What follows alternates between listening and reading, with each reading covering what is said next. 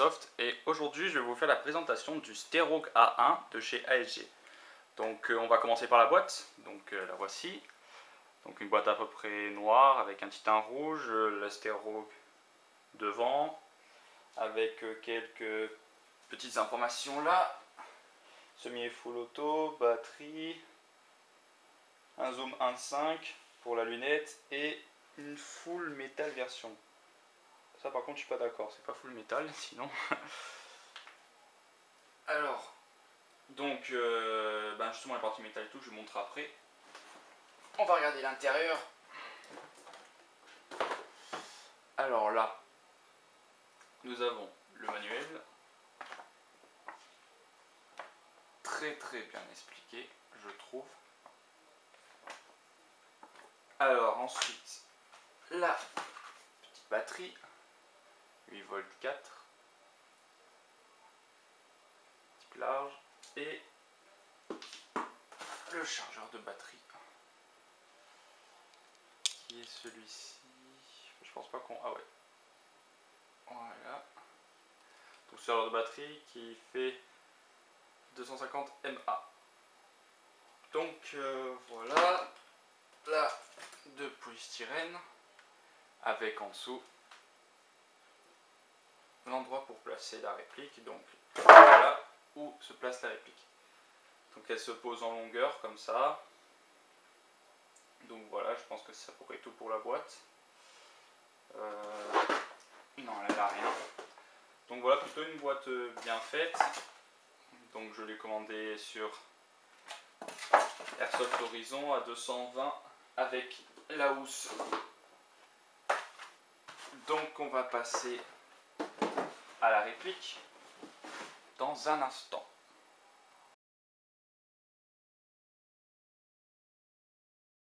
Donc voici la réplique sous la housse que j'ai gagnée avec cette réplique. Donc voilà, dans la housse.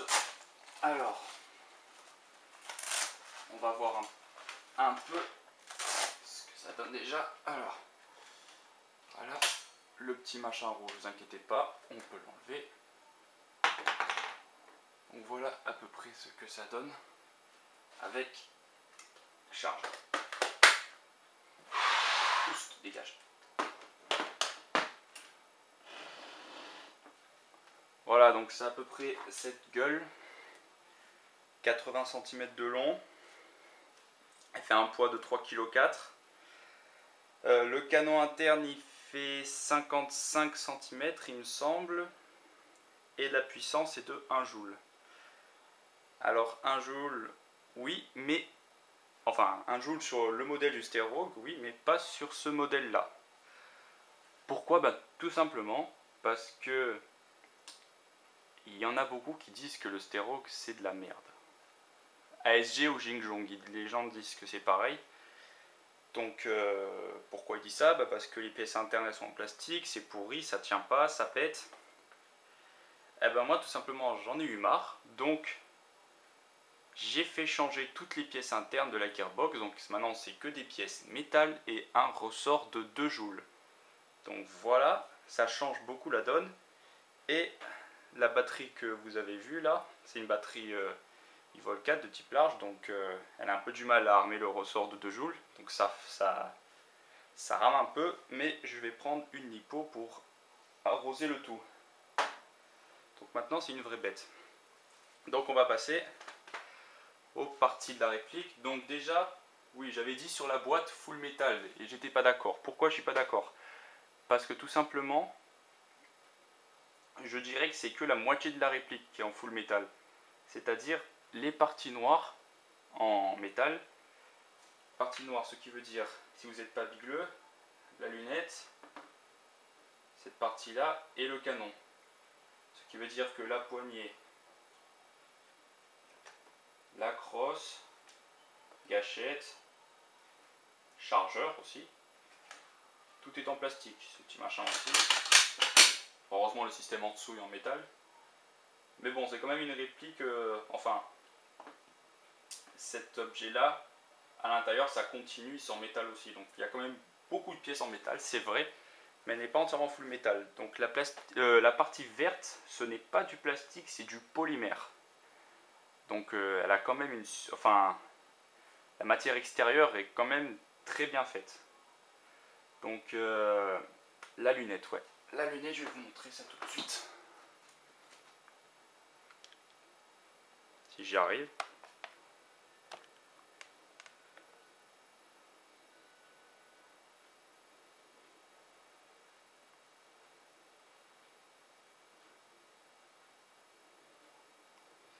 Voilà.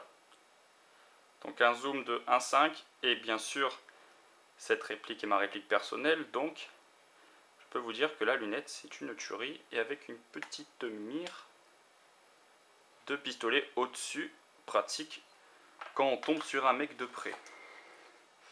Donc on peut même la tenir par la lunette, hein, ça ne la pète pas du tout, ou par ici. Mais bon, évitez de tenir par le canon, par le bout de la crosse, enfin faut pas être bigleux non plus. Attache sangle, métal, sympa. Et là aussi, et si on veut, on peut changer de côté. On ouvre la crosse, on enlève l'attache sangle, on le met de l'autre côté. Donc ça, il n'y a pas de souci avec ça. Donc voilà. Ah oui, la poignée. Donc une poignée quand même bizarre, je vais dire. Elle a 3 crans. Donc on peut la ranger si on n'aime pas. Un cran penché, comme ça. Je sais pas à quoi il sert ce cran. Je trouve que c'est un peu débile, mais bon, pourquoi pas. Et le cran normal. Donc vraiment, vous pouvez choisir. Hein. Je crois qu'il y a même possibilité de l'enlever si ça vous gêne. Personnellement, la poignée, je trouve qu'elle n'a pas une grande utilité parce qu'elle a beaucoup de jeux. Donc c'est vraiment... ça dépend de vous, comme vous voulez. Donc maintenant, je voulais vous montrer un petit truc. Un truc que j'adore avec cette réplique. C'est que on peut la démonter facilement. Donc je m'explique. Vous bloquez l'armement factice. Là, cette petite touche là. Donc je vais le faire par terre. Parce que en l'air c'est chiant. Donc vous l'abaissez. Et là, vous allez voir que le canon va se mettre à bouger et vous le tirez. Comme ceci.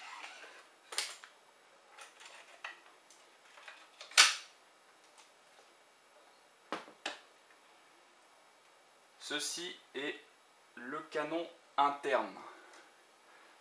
Donc c'est-à-dire la bille là, avec le hop-up, là on a la manivelle pour le tourner. Donc c'est beaucoup mieux de le faire comme ça que par le machin. Parce que là vous pouvez regarder dans le trou, c'est beaucoup plus simple. Donc la bille là elle fait jusqu'à là. 55 cm. Je sais pas si on voit le trou là. Ah oui, vous pouvez remarquer qu'il y a du hop-up. Ouais, enfin.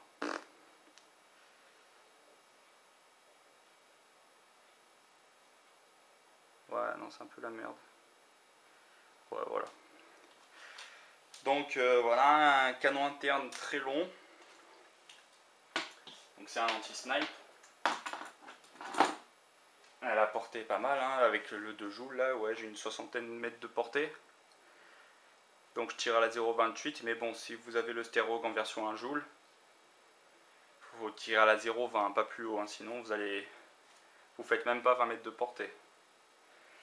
Donc ben justement le démontage ne s'arrête pas là. On peut aller encore plus loin si on veut. Et tout ça c'est pas compliqué. Ce bouton là que vous voyez, il faut l'enfoncer. Ah non, c'est l'autre, derrière. Quoique je sais plus. Voilà. Non, c'était celui-là. Vous l'enfoncez. Vous le retirez. Et... magie. Donc voilà. Ça c'est la deuxième pièce en métal. Avec le canon, c'est les deux seules pièces en métal qu'il y a à l'intérieur. Donc c'est une pièce quand même bien grosse. Là il y a le machin de l'armement factice. Ah, donc c'est en rapport avec ça. Donc entretenez bien cette pièce quand même. Mettez de la graisse là sur les ressorts. Ça recule bien, ça vous emmerde pas. Donc voilà. Et on se retrouve avec la partie en plastique. Bien sûr, la gearbox à l'intérieur. Donc après, bon, je vais d'abord la remonter. Quand j'aurai fini, je vous montrerai pour la batterie et on passera au test de tir. Donc là, j'ai fait la partie réplique et démontage ensemble parce que tout simplement le démontage il est rapide et simple, je trouve. Enfin, rapide et simple, ça dépend parce que en fait c'est cette pièce qui fait chier.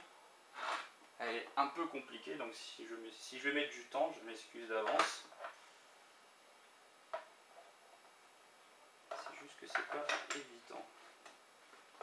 Ah bah non. Ah bah j'ai vraiment de la chance parce que j'y suis arrivé d'un coup. Eh ben tant mieux hein. Après on remet le canon à sa place.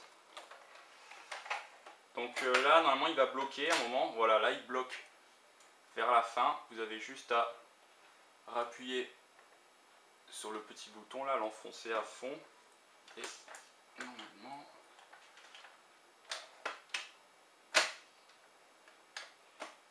s'il est gentil. Ah là il est pas gentil.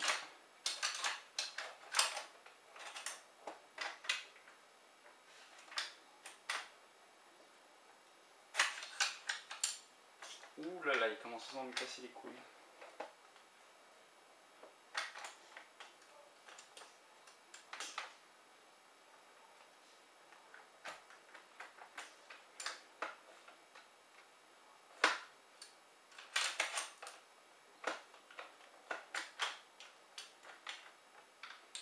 C'est bon.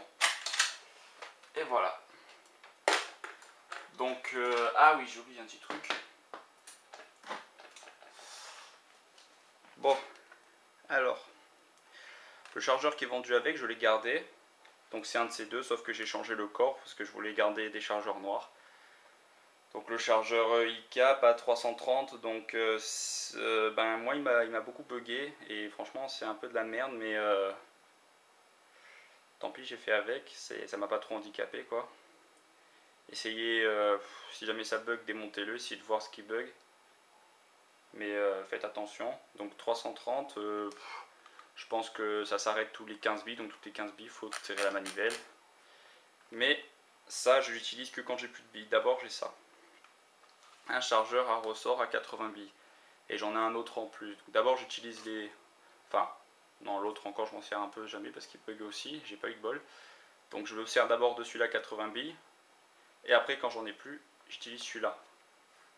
Ça, c'est vraiment en cas de secours, quoi. Mais bon, en général, ça arrive jamais parce que 80 billes, je tire quasiment que en semi avec celui-là. Donc les billes, ça va mettre du temps à partir. Donc la batterie, je vais vous montrer comment on installe la batterie. Donc la batterie, ça se fait dans la crosse.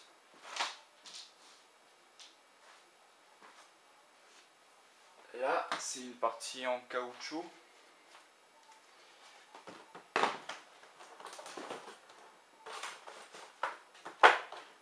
Donc vous enlevez ça.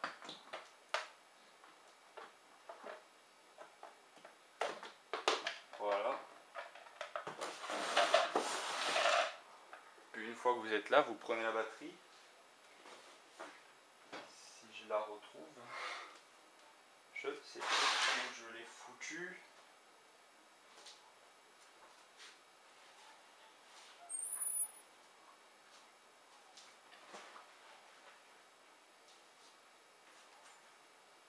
Là, c'est bon, je l'ai. Donc comme j'ai dit, la batterie là, vous prenez...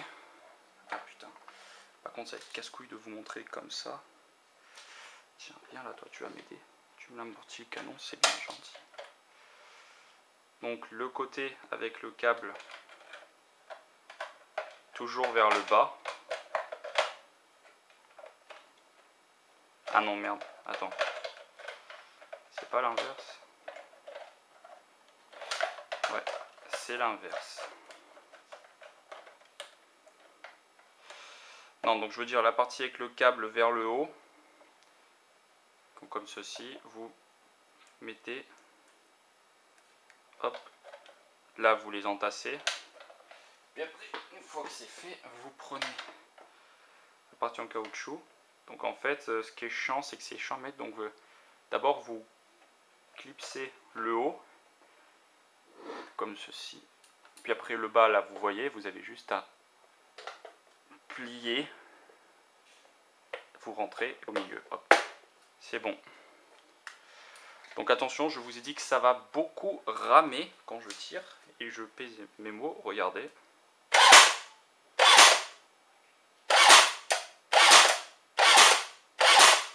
Ça rame beaucoup, mais bon, au moins on a une puissance de 2 joules. Mais je vais mettre une lipo pour changer ça. Parce que c'est chiant. Ouais, je crois que vous allez vous foutre de ma gueule dès que je vais mettre le mode auto.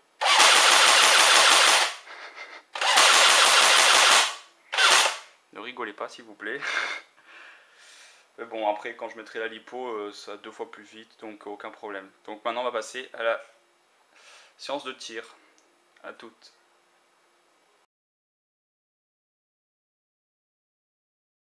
Nous voici pour le test de tir. Donc je vais me caler à peu près à 10-15 mètres et je vais arroser sur la cible. Donc j'ai les lunettes. La caméra n'est pas fixée, enfin elle est fixée, du coup je peux pas vous montrer.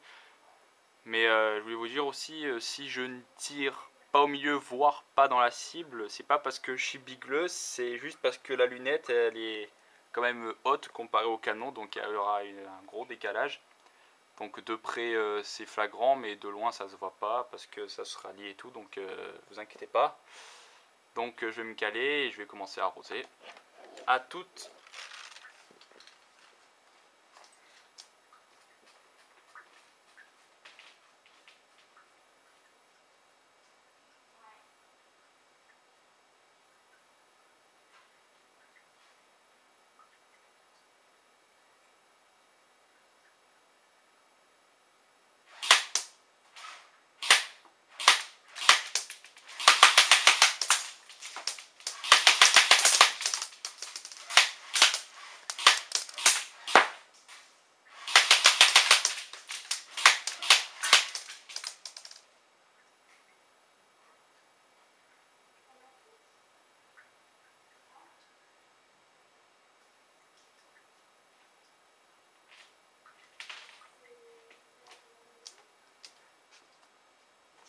Donc voilà, j'en ai fini pour ce test de tir, donc je sais pas ce que ça a donné.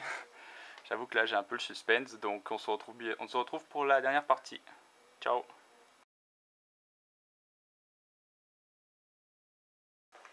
Donc voilà, la séance de tir est terminée. Donc franchement je suis content, j'ai bien arrosé la cible, la pauvre elle a un peu morflé.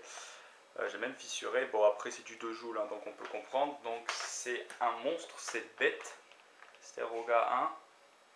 Donc monter à 2 joules, ben, bien sûr après je dois vous dire que pour atteindre ce niveau de qualité et de performance, 220 plus 148 € d'amélioration, donc déjà 368, donc vous rajoutez le coût de la lipo, ça vous fait du bon 420 €. Bon. Après bien sûr j'ai pas acheté tout ça d'un coup, le stéro je l'ai eu quand même en avril. L'amélioration, je l'ai quand même, ouais, je l'ai payé cash et la lipo, je la payer maintenant. Donc l'amélioration, je l'ai fait il y a un mois. Donc c'est vrai que ça fait très cher. Mais bon, le résultat à la fin, il est vraiment très kiffant. Alors, pour ceux qui n'ont pas remarqué, j'ai envie de passer cette petite dédicace vite fait. Enfin, pour les les fans de The Walking Dead, je parle de la série. Je pense que ceux qui regardent savent à qui appartient ce fusil d'assaut. Le gouverneur, que c'est mon personnage préféré dans la série. J'ai pas pris le Sterog parce que c'est l'arme du gouverneur, non pas du tout, c'est parce que c'est déjà mon fusil préféré. Et quand je regarde Walking Dead et que je vois en plus que mon personnage préféré a mon arme préférée, là déjà c'est kiffant. Mais je me suis pas limité au fusil d'assaut. Le flingue aussi, c'est son flingue, le Beretta chromé. Donc non, par contre le flingue, je dois avouer que j'ai vraiment l'acheté. Je l'ai vraiment acheté pour ça, parce que c'est celui du gouverneur. Bon après j'aime bien Beretta, mais il y a d'autres marques que je préfère mieux. Mais franchement, j'ai fait une review là-dessus dans ma vidéo précédente. Donc je l'adore ce flingue. Donc voilà, donc je vous ai dit, cette réplique c'est la mienne, je l'utilise dans toutes mes parties d'airsoft. Donc la précision, elle est vraiment top, seulement si on règle la lunette. Si vous ne réglez pas, ça va être horrible. C'est vraiment horrible. J'ai connu ça, c'est vraiment la merde. Donc le canon, pensez bien à l'entretenir. Hein. Je dis le... Comment ça s'appelle, la tige de débourrage. Vous mettez du sopalin, hop, dans le canon avec de l'huile, hop, hop, hop, hop, hop. Vous entretenez bien. Les chargeurs, bon, je me suis fait un double chargeur. Hein, c'est mieux. Donc voilà, vraiment, après ceux qui voudraient un Sterog sans investir, eh ben, la version 1 joule est très bien. Mais si vous prenez la version 1 joule, je ne vous conseille pas alors le Sterog A1. Parce que la lunette, enfin la version 1 joule, c'est quand même fait, c'est vraiment pas fait pour tirer de loin, c'est pour tirer de près quoi. Donc je vous conseille pas le A1. Si vous voulez jouer à 1 joule, prenez le A2, vous mettez une red hot. Parce que cette lunette, c'est fait quand même pour tirer de très loin et pas de près. Donc voilà, ce sera tout pour cette vidéo, j'espère qu'elle vous a plu. Partagez la vidéo, aimez la vidéo, bon voilà, vous savez. Donc d'autres vidéos vont suivre. Bon ça, la réplique de Scrivix, moi-même. Je pense que la prochaine, ce sera la G36 de Rock. Je vous avais promis Blackwater, mais on a eu un petit problème dessus. Pas de bol, puis pendant la présentation on a eu un bug, bon on l'a tout de suite réglé, mais ça m'a un peu filé la nausée pour la soirée quoi, donc j'ai tout de suite arrêté la vidéo, ça m'a saoulé.